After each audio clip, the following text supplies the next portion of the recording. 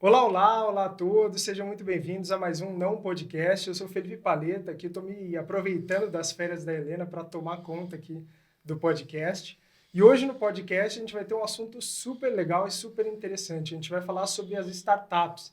Então, para quem já investe em bolsa e conhece o alto potencial, você vai conhecer algo que pode se valorizar muito mais no longo prazo, né? Eu vou trazer aqui para a mesa, para a nossa discussão, o Eduardo Proença e o Pedro Rodrigues, que fazem parte aí do time da SMU.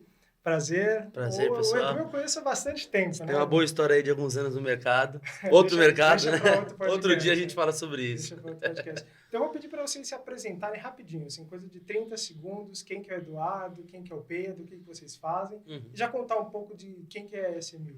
Tá bom, legal. Meu nome é Eduardo Proença, trabalho na SMU Investimentos. Sou economista, gosto bastante do mercado em geral, gosto de temas de investimentos, sempre fui apaixonado por isso. Esse universo de tecnologia me chamou a atenção desde de um tempo atrás que eu fui estudar fora. Então, gosto de estar aprendendo coisas novas. Para mim, a SMU tem tudo a ver com isso. Então, a gente vai ao longo dos próximos minutos falar um pouco mais. Vamos lá. Prazer, gente. Obrigado pelo convite aí. Tá? Meu nome é Pedro, sou CTO hoje na SMU. Tá? Toda a minha graduação ali é feita em tecnologia, todo o meu background é de tecnologia. Estou na SMU desde 2015. Tá? O pessoal brinca que eu fui o primeiro funcionário CLT da SMU. Hoje eu sou sócio. Cara, eu sempre gostei de inovação, sempre procurei coisas novas, até por conta desse negócio de tecnologia e tudo mais.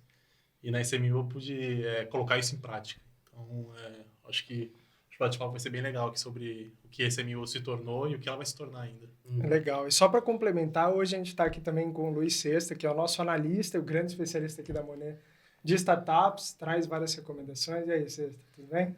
Tudo bem.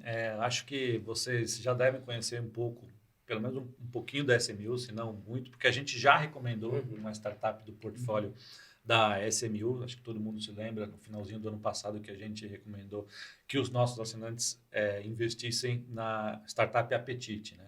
Acho que quando a gente olha para o arcabouço regulatório que foi criado e também toda a estrutura da SMU, isso facilitou bastante a gente a tomar a decisão de fazer essa recomendação.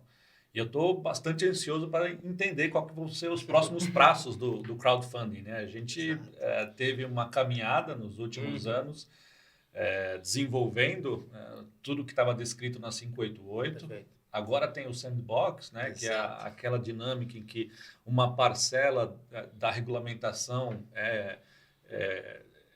ficar excluída, né, da maneira como... Algumas dispensas. Exatamente. Algumas dispensas são feitas para facilitar Exato. a maneira como as startups se disponibilizam produtos e serviços, né? Então, a gente vai querer entender bastante o que vai acontecer com esse mercado secundário de startup. A gente está louco para saber. Legal. Legal. E Pedro, já que você falou que está desde 2015 aí na SMU, eu queria que você contasse um pouco, assim, como foi essa trajetória da SMU. Eu acho que, de certa forma, se confunde, né, com o mercado de crowdfunding no Brasil. O que você viu de evolução? O que é o mercado de crowdfunding? Para quem nunca ouviu, eu sou o mais leigo aqui no assunto da mesa. Então, assim, explica para mim de uma forma fácil o que é o crowdfunding. Tá, vamos lá. O crowdfunding, fazendo uma tradução não tão literal assim, imagina que é um investimento colaborativo. E eu acho que essa seria a melhor tradução que a gente poderia ter hoje. Tá? A gente tenta... o que é o crowdfunding hoje no Brasil, né? O que ele se desenrolou? O equity crowdfunding, né? Ele vem de uma derivação do crowdfunding convencional lá de trás, que já é um produto que já existe há um tempo atrás, muito para o mercado de arte, de música e etc., tá? No qual um artista ele ia lançar uma música, ia lançar uma arte dele ou coisa do tipo, ele fazia ali uma captação com as pessoas que gostavam do trabalho dele ou gostavam da música dele, para que ele pudesse lançar. Então, imagina assim, eu vou lançar uma música, não tenho ali um parceiro financeiro forte por trás, mas eu tenho um público que gosta de mim. Então, o que eles faziam? Eles pegavam esses projetos que eles iam lançar, faziam uma captação com esse público que gosta do projeto dele e falavam assim, olha, me dá ali a partir de $5, $10, me ajuda nesse projeto, que assim que o projeto sair eu vou te dar um CD, eu vou te dar uma camiseta, uma coisa do O tipo. Kickstarter era mais ou menos isso, né? O Kickstarter Eu já era comprei isso. tanta Exatamente tranqueira no Kickstarter. Tinha um outro também concorrente do Kickstarter, que eu não lembro qual que era. Indiegogo. Indego. Sim. Nossa, comprei um monte de tranqueira. Era essa lá ideia que a gente até fala hoje em dia, que a gente puxou muito desse início, que são os embaixadores, né? Isso. É o pessoal que apoiava os fãs. Isso no crowdfunding inicial, que era o crowdfunding rewards, o pessoal fala, né? Recompensa, mas uma recompensa em relação a você estar apoiando uma causa. No Brasil começou assim também, né, Pedro? Com a vaquinha foi bem forte, né? Começou com a vaquinha. E o equity crowdfunding é derivado disso. Exato. Ao invés da gente dar um CD, uma camiseta para quem colocou o dinheiro ali no negócio, a gente dá o equity na empresa. Entendeu? A maneira de investimento nisso, né? Isso, é um modo de investimento. Então, essas pessoas, tem muitas... e a gente brinca até com isso. A gente fala internamente na SMU. Hoje tem um investidor que investe por engajamento no negócio, porque ele acredita nisso. A gente já teve empresas de canabidiol, empresas de mobilidade urbana, de alimentação, tipo a Apetite que vocês mencionaram. Então, a gente tem uma gama muito grande aqui de empresas que fazem captação com a gente. Então, a gente tem aquele público que investe porque acredita no negócio ou se identifica com aquele negócio. E também tem as pessoas que investem por diversificação do portfólio, né? Que querem sair um pouco da bolsa, querem correr um pouco mais de risco, topam correr um pouco mais de risco. Então, esse mais ou menos é o nosso público aí que a gente tem hoje na nossa base, né? Dentro da SMU. Agora, existem algumas limitações, né, que o investidor precisa seguir para poder ser um investidor de plataforma, né? Fala um pouquinho para a gente Eu acho que quais são as limitações. Assim, até para complementar um pouquinho do que o Paleta perguntou, a gente está nesse mercado desde 2013, que existia como Start Me Up. Então, efetivamente, a gente pode afirmar aqui para vocês de que a gente passou por todos os momentos em relação ao crowdfunding no Brasil. A gente fala que de 2013 a 2017 era um crowdfunding, de 2017 para frente, até atualmente, é outro crowdfunding. A tendência é que isso tenha vários marcos ao longo do percurso para que seja desenvolvido cada vez mais esse mercado no Brasil. Então, de 2013 a 2017, a gente não tinha regulação. A gente operava na brecha da 400. Então, a gente pedia dispensa. A gente pedia dispensa de inúmeras coisas dentro de uma regulação para o mercado financeiro tradicional. Então, assim... Da CVM 400. Da CVM 400. Então, imagina a burocracia que eu tinha de montar um pitch, que eu tinha que jogar dentro de uma instrução de oferta pública destinada para o mercado tradicional, mandar para a CVM, isso voltava para a gente depois de 3, 4, 5 meses. Então, putz, a própria startup que precisava do dinheiro, às vezes falava assim, meu Deus do céu, não estou conseguindo aqui casar esse timing. E aí, ao longo desse período, a gente foi atuando assim, fizemos algumas captações.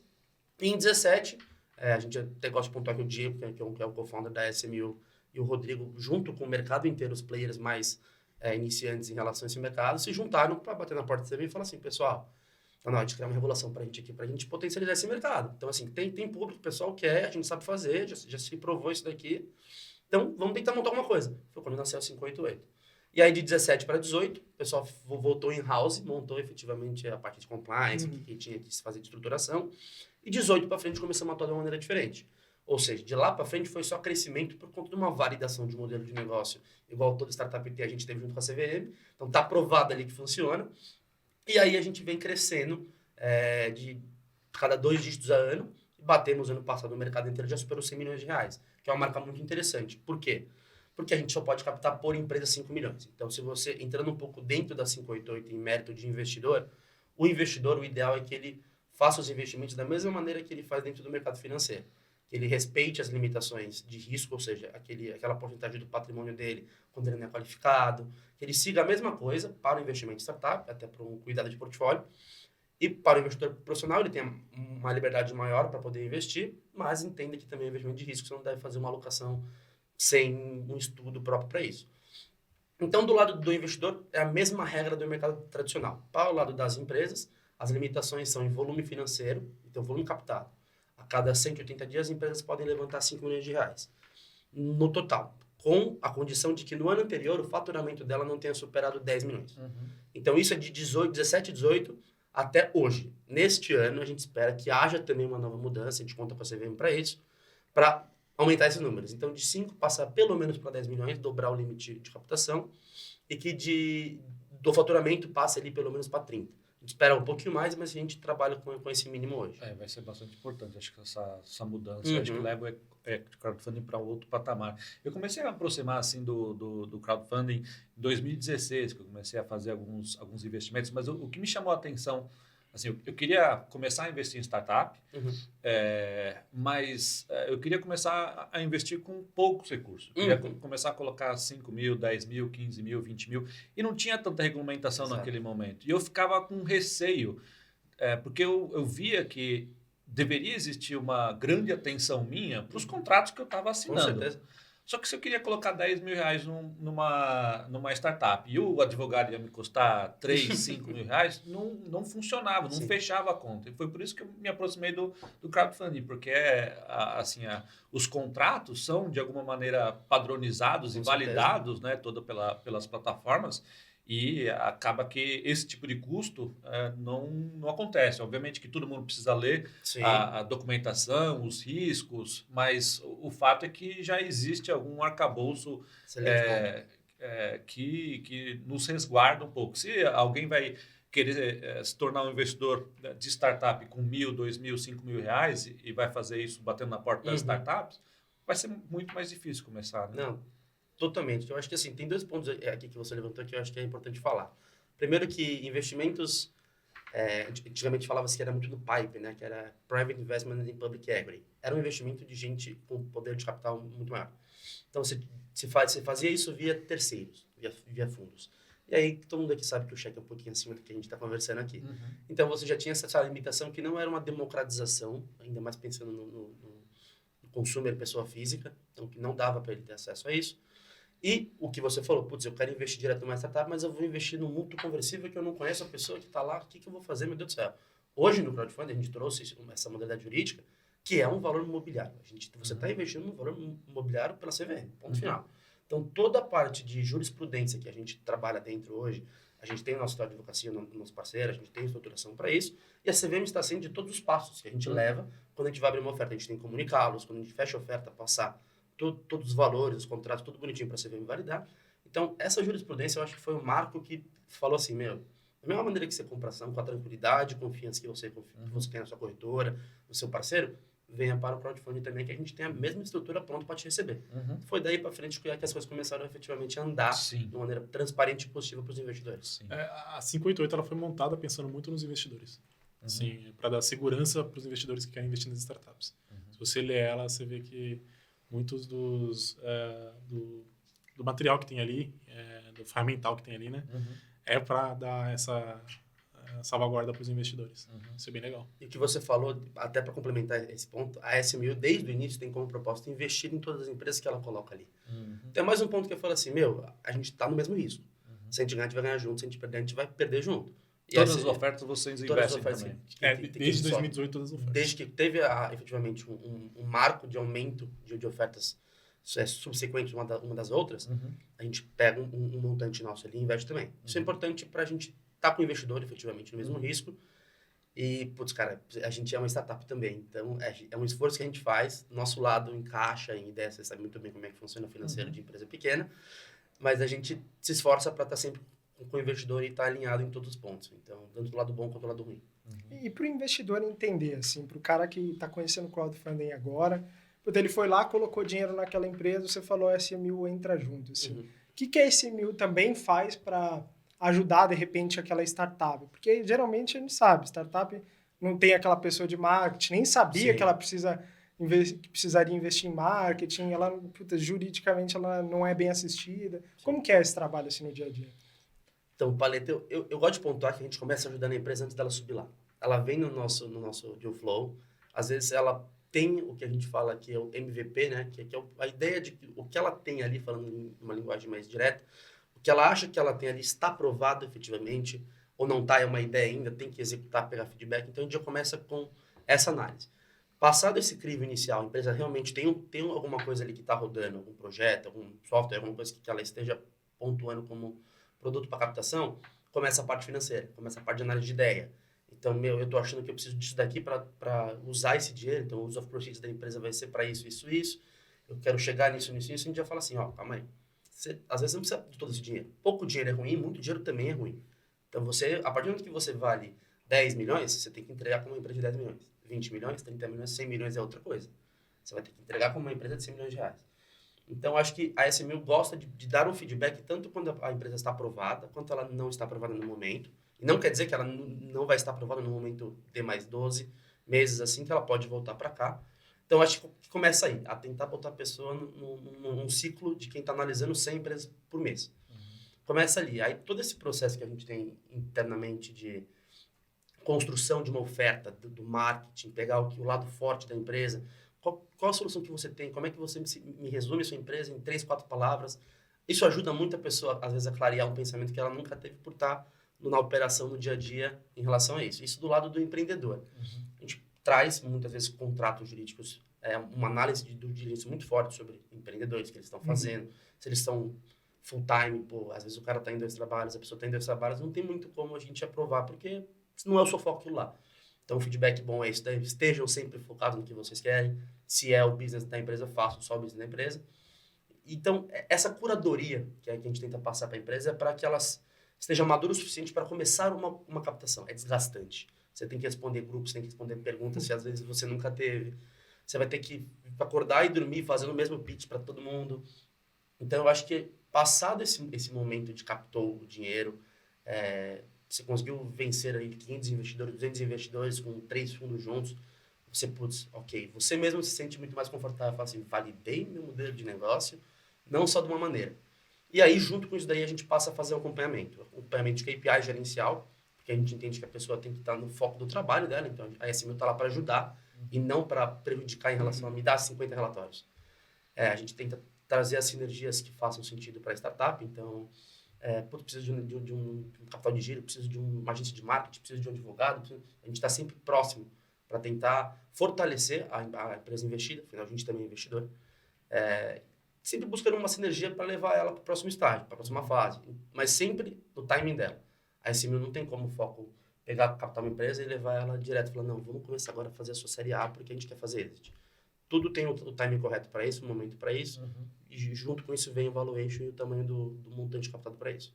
Não, e aí a gente chega no ponto do secundário, que acho que talvez o sexto aqui está mais animado para chegar nesse debate, né? Porque como investidor, você foi lá, investiu na startup, quando que eu tiro meu investimento? Exato. Porque a gente ainda tem o mercado pouco maduro no sentido de educação financeira, né? Então a pessoa investe, ela quer saber quando que ela vai receber aquele dinheiro e quando que ela vai ganhar, né? Sim. E assim, startup é uma dinâmica um pouco diferente, assim. Como que é essa saída e o que seria esse tal do mercado secundário? Isso é uma ótima pergunta.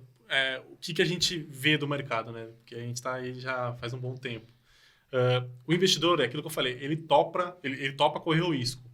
Mas por toda o educacional do brasileiro, de vir lá de deixar o dinheiro rendendo na poupança e tudo mais, ele não gosta de iliquidez. Ele quer liquidez. E, querendo ou não, quando você investe na startup, você fica líquido, entendeu? Então, o mercado secundário vem para resolver esse problema, entendeu? Para dar liquidez para os investidores que investem em startups, entendeu? Você que foi lá e colocou R$5.000 lá na startup, daqui 5, 6 meses você pode ter sua liquidez, entendeu? Não esperar mais 5 anos como é hoje, entendeu? Porque hoje nos contratos nossos de mútuo, você tem que esperar 5 anos para poder converter na empresa e etc, ou poder ter alguma outra coisa do tipo de exit, tá? Então, o mercado secundário, a gente está bem empolgado com ele por conta dessa movimentação que vai ter vai dar mais agilidade para o mercado, vai dar mais poder para o mercado de crowdfunding, para ele se expandir mais, né? E a SMU foi uma das escolhidas, né, para rodar o Sandbox. Isso. Para o mercado secundário, né?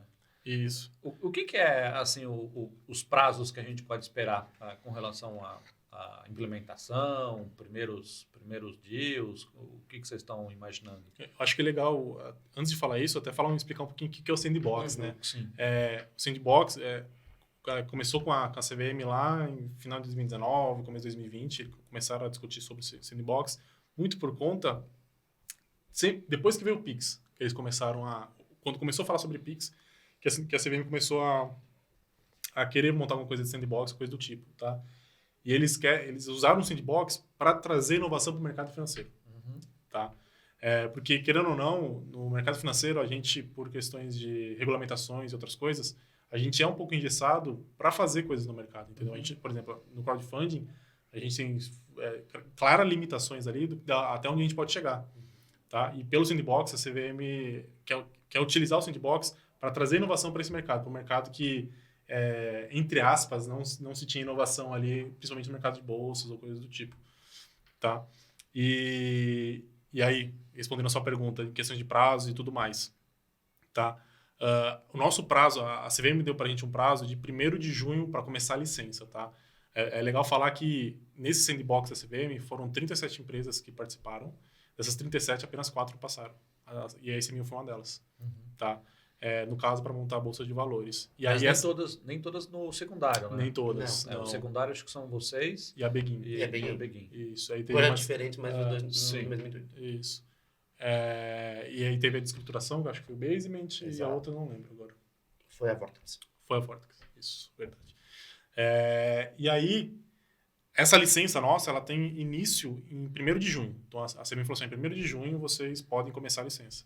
Tá? O sandbox, no final das contas, assim, existe a regulamentação que é aplicada hoje, e aí a CVM permite suprimir algum dos artigos ou alguma das necessidades burocráticas de se implementar para facilitar a inovação, né? E aí a CVM faz esse acompanhamento para entender se o fato de suprimir aquela regra atrapalhou ou não o mercado. É isso, né? É basicamente isso. Assim, a CVM dá para a gente dispensas de algumas regulamentações que a gente deveria ter. Por exemplo, se a gente fosse tentar fazer uma bolsa igual a B3, a gente não conseguiria. Sim. A gente não tem... é impossível fazer isso. Então, você falou assim, olha, vamos dar dispensa disso aqui. Eu não lembro agora de cabeça quais são... Não, são muitos. São alguns. Que a gente pediu dispensa para a CVM. Mas, sim, o intuito é esse. É dar dispensa de alguns...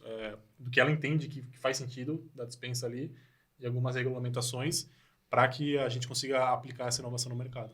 Acho que até eu adicionando aqui na discussão como um cara mais de bolsa, né? Acho que o Nubank é um super exemplo, né, do uso do sandbox, né? Porque o Nubank chegou por algumas semanas a se tornar o maior banco da América Latina sem seguir toda a regulação de um banco. Né? Estava claro no prospecto deles. Né? Estava bem claro no prospecto. Então, acho que é mais ou menos isso, né? Assim, se a gente for comparar, para fazer o mercado evoluir. O Nubank revolucionou. É exatamente isso. Eu acho que o intuito proposto da CVM em propor para o mercado em si, me voltem projetos que eu vou analisar para conseguir fazer o mercado destravar em pontas que ele ainda é um pouco mais fixado, um pouco mais enraizado há 10, 20 anos. E aí, todo mundo é livre, todas as empresas que trabalham no âmbito da CVM são livres para montar um projeto, analisar a dispensa que você quer, porque e fundamentar essa razão, e enviar para eles o projeto. Então, a gente estava competindo, assim, vamos dizer, por algumas vagas, com players que têm uma estrutura 50 vezes maior que a nossa, 30 vezes são bancos, de mercados, bancos.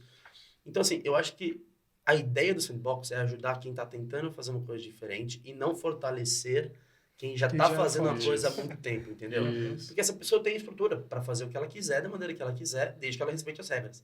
A gente não teria, como o Pedro pontou, uma estrutura para montar uma B3, só CBLC ali já era, acabou, não tem o que fazer. Então, assim, eu acho que esse é uma boa jogada da CVM para fortalecer o mercado brasileiro, que a gente vem perdendo cases aqui feitos em casa para IPOs fora do Brasil, por conta de maturação de mercado.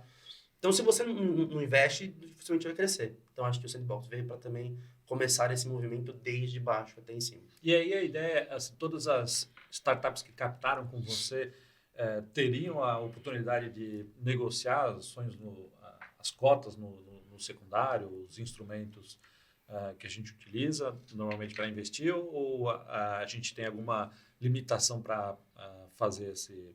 No período, a CVM estipulou para a gente um período de teste de 1 ano, tá? E aí, se ela entender que precisa ser estendida, ela pode estender por mais 1 ano. Nesse período, a gente pode subir até no máximo 10 empresas, tá? Essas empresas, elas têm que ser empresas que fizeram o 588, ou seja, fizeram a captação utilizando o 588, tá? Que no caso, o crowdfunding. Não necessariamente só na SMU, tá? Então, a gente, no nosso planejamento, a gente estuda subir 6 startups da SMU que captaram com a gente e 4 de outras plataformas. Interessante. Aí, a gente pode falar que é alguma coisa relacionada com tokens, tem muito dessa maneira de se pensar, o ativo ou não? Então, a gente vai utilizar da tecnologia de blockchain para fazer ali a escrituração dos ativos dos investidores, né? Tá. E no caso, a gente vai usar uma rede chamada Stellar, tá? Acho que é legal também falar que a gente vai ter alguns sócios no projeto, e um deles é a N-Tokens, que vai fazer esse trabalho para a gente ali na parte de blockchain. Tá? Então, eles que vão ser o responsável por tokenizar ali os veículos de investimento dos investidores. Interessante. É legal, pô, a Helena tinha que estar aqui. Tô de férias, ela que Nem mais falar sobre outros tela. aqui. Não, e assim, até como o Pedro puxou, eu gosto muito de pontuar que é sempre bom ter uma pessoa do mercado que trabalha no mercado tradicional também olhando essa inovação. A gente tem uma parceria muito forte com o escritório de advocacia do Emarest. Então, imagina quantas operações eles já fizeram ali. Eles deram uma equipe de sócios uma bagagem muito forte do mercado tradicional para estar nesse projeto com a gente. Então, eles são... Eles criaram uma frente de inovação lá dentro, né? Eu não lembro o nome, acho que é eu também agora não lembro. se não me engano. Mas eles criaram dentro do Demarest uma frente de inovação para participar desse projeto com a gente. Exatamente. E tem um outro parceiro também, que é a Atris, que ele vai ser o parceiro responsável por fazer todo o match engine ali, o order book, para quem é mais conhecido ali de mercado de bolsas. Ele que vai ser responsável por essa tecnologia, tá? Por detrás a gente vai ter ali um outro parceiro que a gente não pode mencionar ainda porque questões contratuais, que vai estar plugado na Atris, tá? Então esses são os nossos sócios do projeto hoje, a Atris, o Demarest e a N-Tokens. Legal. Exato. E aí, falando um pouco de regulação, saindo um pouco do secundário, assim, o que já avançou em termos de regulação? Você falou, tem coisa nova para sair esse ano, a gente está esperando algumas novidades, mas se a gente puder especular para daqui a 5, 10 anos, onde vocês acham assim, que vai chegar essa indústria de crowdfunding? Qual que é o grande sonho assim, da SMU? Você é a pergunta do milhão, hein? Essa daí é aqui... Então, hoje são tudo especulações, né? E tudo que a gente, no caso o Diego, que é um dos sócios da empresa, e o Rodrigo Carneiro, que também é um outro sócio meu, eles conversam ali o Diego, como ele é presidente da BFintex, e o Carneiro é presidente da Associação de Crowdfunding do Brasil. Então, eles representam tanto a SMU, os interesses da SMU, como dessas associações também. E o que eles enxergaram ali internamente, nas conversas ali com a CVM, é que a ideia é que os valores, tanto de limite de captação, quanto do limite do faturamento das empresas, eles ali subam bastante, entendeu? A ideia é que o limite de captação dobre e os limites das empresas seja alguma coisa em torno ali de 50 a 40 milhões de reais de faturamento ao ano. Porque hoje, para uma empresa captar no crowdfunding, ela pode ter um faturamento máximo ano, no último ano fiscal, de 10 milhões. Então, esse limite também está subindo e pode ser que chegue ali entre coisa de 40 a 50 milhões. E assim, isso é uma coisa mais factível de acontecer. Vamos abrir aqui, a gente vem por conta de uma comprovação de um bom trabalho. Eu acho que pensando em 5, 6 anos, a tendência é que a gente continue fazendo um bom trabalho no mercado todo e esse limite sempre vá aumentando, porque no Brasil a gente tem um gap ali até uns 300, 400 milhões de reais de empresas que ou vão direto para o VC ou já saem fora do Brasil via também VC que puxa para fora, e aí a gente acaba já perdendo um pouco do tato em relação à oportunidade de manter essa empresa aqui dentro.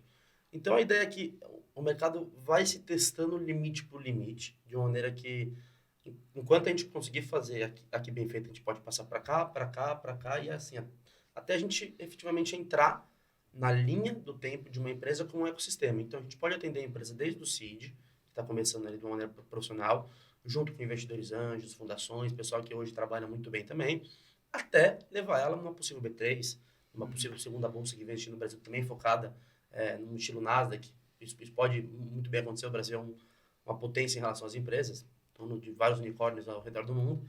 Então, eu acho que assim, a vontade seria parar de perder players bons por conta de um mercado ainda não tão maduro. Isso aí, pensando talvez até em um pouco mais de 10 anos assim, seria ter essa concentração de boas empresas aqui dentro do Brasil e ter um mercado favorável tanto do lado das pessoas, então ter uma simetria de informação positiva para os investidores. Imagina você ter acesso à informação de uma empresa que está listada desde o começo. Você tem muito mais segurança para analisar a empresa, vocês que fazem isso profissionalmente, ter acesso aos dados dela numa trajetória de 5 anos. É diferente de você entrar num prospecto de um IPO ali, comprar no secundário da bolsa, com as informações que estão ali. A gente não acompanhou os últimos 5 anos da empresa para saber. Então, acho que dar esse acesso às pessoas, dar essa possibilidade de investimento em todas as etapas, não acabar com a pessoa numa série B e ter que tirar o investidor minoritário. Então, eu acho que a gente quer trazer para o Brasil, efetivamente, um mercado mais maduro, junto com isso, uma educação financeira para as pessoas também poderem usufruir disso daí.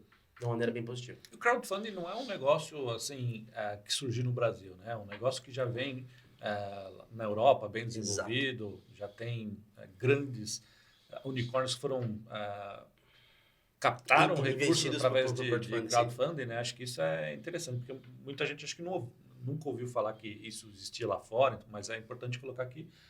O crowdfunding é bastante forte lá fora, né? Exatamente. Os próprios players de crowdfunding europeus nesses mercados um pouco mais maduros já têm um mercado secundário, uma movimentação bem positiva. Já está comprovado que o case faz sentido. É uma mescla ali. Tem VC investindo em crowdfunding para dar raise de estrutura. A Recrowd, um benchmark, captou $60 milhões. Então, assim, são pontos que é legal pontuar. A gente não é inimigo de ninguém. A gente não está ali para competir no espaço. A gente está ali para acrescentar. O Brasil precisa de mais pessoas trabalhando para um quesito de inovação, de empreendedorismo. Então, quem tiver a fim de fazer a mesma coisa, cada um da sua maneira, na sua estrutura, a gente vai tentar arrumar um meio termo ali para todo mundo trabalhar junto e focar em relação ao que é bom. Então, investir em startups positivas, de preferência aqui no Brasil, mas com uma escalabilidade mundial. Show de bola. E assim, falando, acho que até já caminhando aqui para uma última pergunta, assim, falando das plataformas em si, né? A SMU cresceu bastante.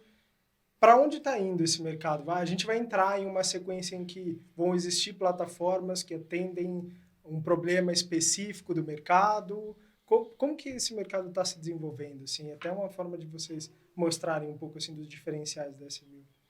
Não, bacana. É uma pergunta bem delicada, assim, porque assim, a gente está no mercado desde o começo. Então, são poucos players que começaram esse mercado e brigaram, como eu pontuei no começo. E a gente vê crescendo bastante o número de plataformas de crowdfunding com a licença da 588 para isso. Eu acho que o diferencial de qualquer pessoa que esteja querendo fazer uma coisa correta número um, a transparência. Como que você lida com isso? Como que você seleciona a sua empresa? Como que você conta para o investidor o que ele quer saber? Como que você expõe isso para o mercado? Primeiro, que a gente está no mercado pequenininho em relação à linha do tempo inteira. Então, não tem por que a gente fazer uma coisa que não é a verdade ali. Eu acho que isso é o primeiro quesito para todas as plataformas. Seguindo um pouco do lado da SMU, a gente já também pontuou gostar de ter o skin the game, então investir também em todas as empresas. Claro que a gente valida a empresa como um valor imobiliário internamente, mas além do retorno financeiro, é importante estar junto com o investidor, explicar para ele o contrato que ele está investindo. As pessoas não conhecem debênture conversível, mútuo conversível.